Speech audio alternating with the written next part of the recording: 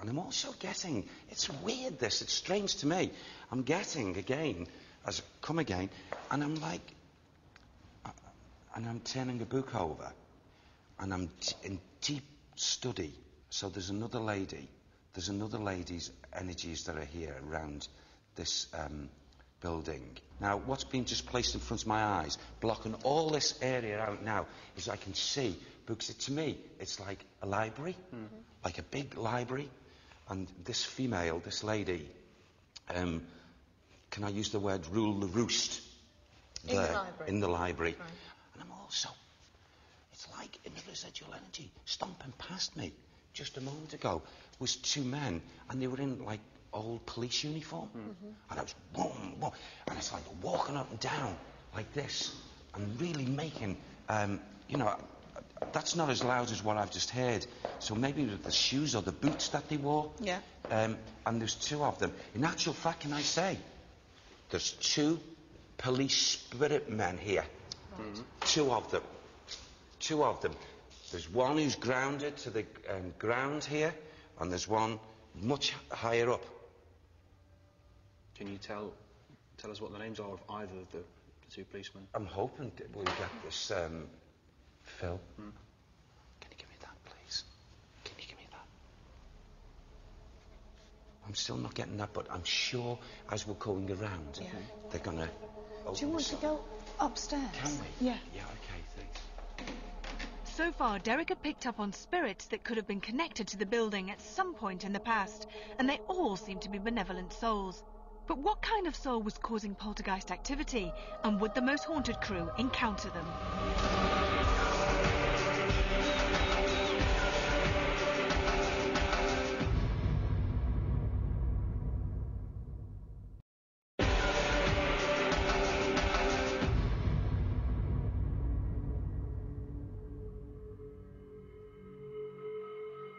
Our night at the Guildhall Leicester was proving to be interesting. I led Derek into the library, where the Bible on the table has been known to move on its own. We've talked many times about sounds, audibles. Is it attributed to poltergeistal presence? Well, I would say this is not poltergeistal, but it's a spirit, a very strong-willed female woman who enters this area here quite often.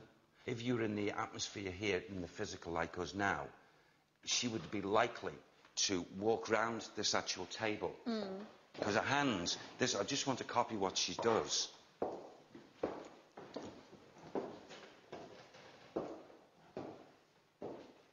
Is this the strict lady that you were talking about earlier on to do with the school, or is this somebody No, else? there's two females, yes. And see this here? Yeah. That would be likely to, she'd just go, whoa! Or just tip it up, ruffle the pages, but then she would come round the table like this, Evie. And if that, or what was placed there, if that had not startled someone, she would go in this direction here. These, see this here, the Holy Bible? Yeah. Would be, you know, out of place, pushed out or what have you. And I feel she goes through doing these two things. What's this woman's connection? The only way I can describe it, she was like a school mom, teacher, and she had a side to her nature that she didn't want people to see.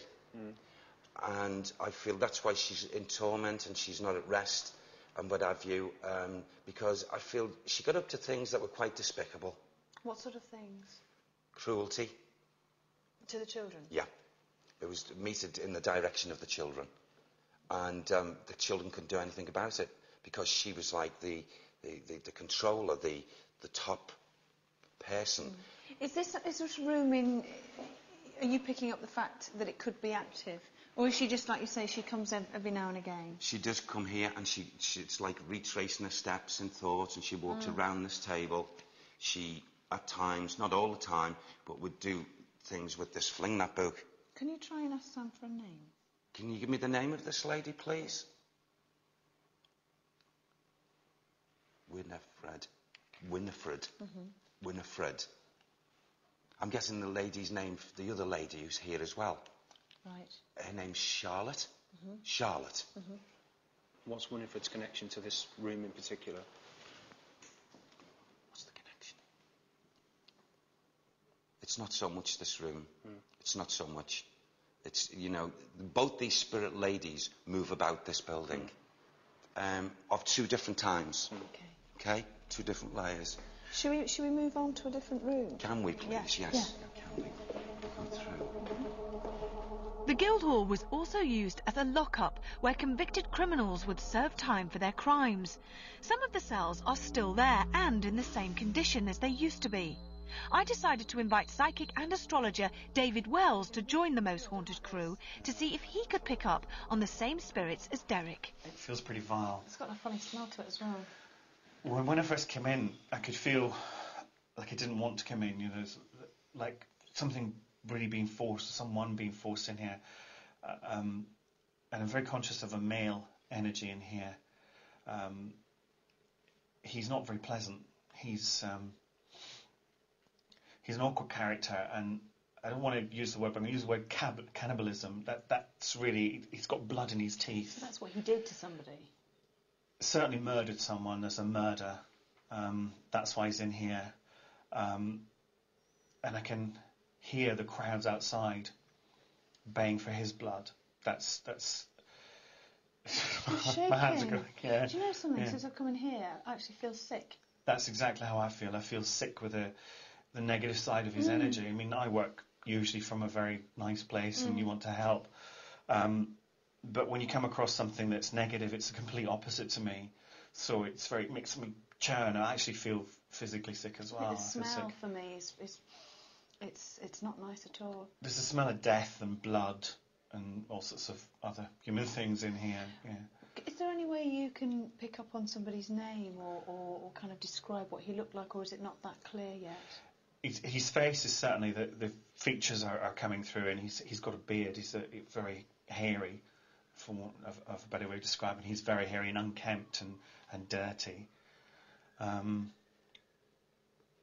He's hard to communicate with because he's not someone I would normally communicate with, and he's actually spitting, and you know, he's sort of spitting at me, and he's quite vile towards me, which makes me think he's still around. He's not. This is not you know, sometimes the energy is a photocopy of life.